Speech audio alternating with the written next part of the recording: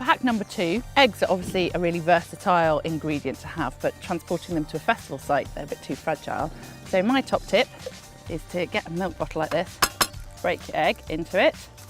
I've got one in there already. And then maybe add some things that you would put into an omelette. You can add whatever you fancy. So bits of ham, I've got some fresh tomatoes, some herbs. Do all this at home before you go. Bit of salt and pepper, the lid on. Now to keep that fresh while you're travelling to the festival, it's another meal.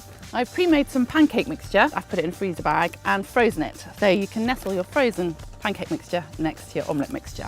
When you get there, got an omelette and a pancake ready to go. Get your pan nice and hot, in goes your pre-made omelette.